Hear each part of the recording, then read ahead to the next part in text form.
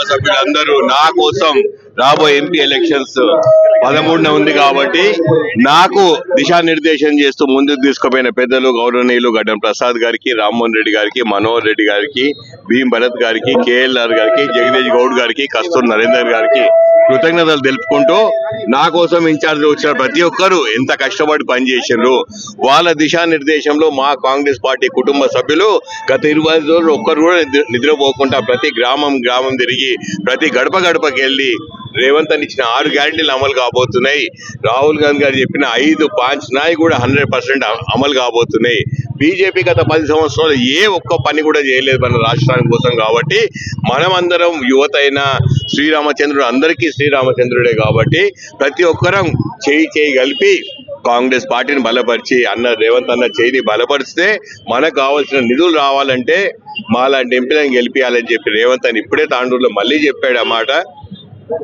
అలాంటి నిధులు తెచ్చుకొని నిజంగా మనకు కావాల్సిన 6 గ్యారెంటీలు అమలు చేసి మనకు అమలు కావాల్సిన 5 నాయ్ 25 పటాకే కూడా అమలు చేస్తే ప్రతి ఇల్లు మంచి ఉంటుంది. రిజర్వేషన్లు తీసేస్తా అంటారు, ఇవాళ పేదరికం లేదంటారు, ఉచిత కరెంటు తీసేస్తాం, ఉచిత బస్సు తీసేస్తాం. ఏం చేయబోతున్నారు?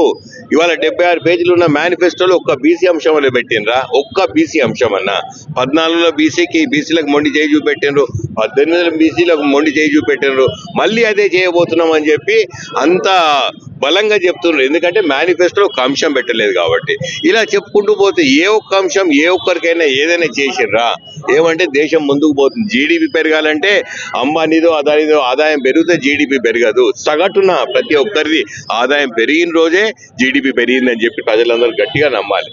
వాళ్ళన్నీ అబద్ధాలు ఆడుతుండ్రు. ఏ ఒక్కటైనా దిశలో మనం ముందుకు తీసుకుపోయినరా?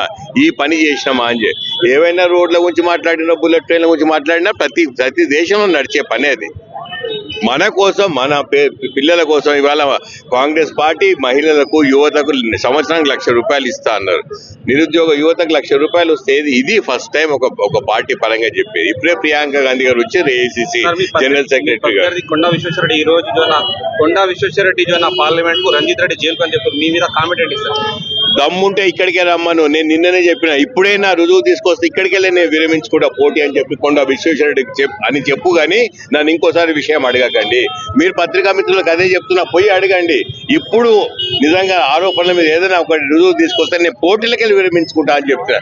जाके ये बात बोलो उनको, मेरे को नहीं पूछना, इतने बार बोल रहा ना, दम नहीं क्या उनको पूछने का. मैंने ఇప్పుడు అదే చెప్తున్నా, జైలు కాదని అమెరికా టికెట్ బుక్ చేసుకున్నాడట, పోయి పర్మనెంట్ గా అక్కడే సెటిల్ కావాలి. ఇదే మాట చెప్పాడు. ప్రచారం ముగిసింది. సో చేవళ్ళ పార్లమెంట్ ప్రజలకు ఓటర్లకు ఏం చెప్పబోతుంది? అందరికి చేతులు జోడించి నమస్కరించి రిక్వెస్ట్ చేస్తున్నా, బయటికి రండి. 13న ఉదయాన్నే వచ్చి ఓటు వేయండి, హస్తం గుర్తుకు వేయండి. కాంగ్రెస్ పార్టీ అభ్యర్థిగా 3వ నెంబర్ మీద ఉన్న రంజిత్ రెడ్డికి ఓటు వేయాలని చెప్పి కోరుకుంటూ, ఏ ఎత్తున వచ్చినా కూడా 6 అయిందా, ఏదైనా వచ్చి బయటకు వచ్చి పెద్ద ఎత్తున మన ఓటు నమోదు చేసుకుందాం. మన హక్కు కాబట్టి ప్రతి ఒక్కరు పెద్ద ఎత్తున రావాలని కోరుకుంటున్నాం.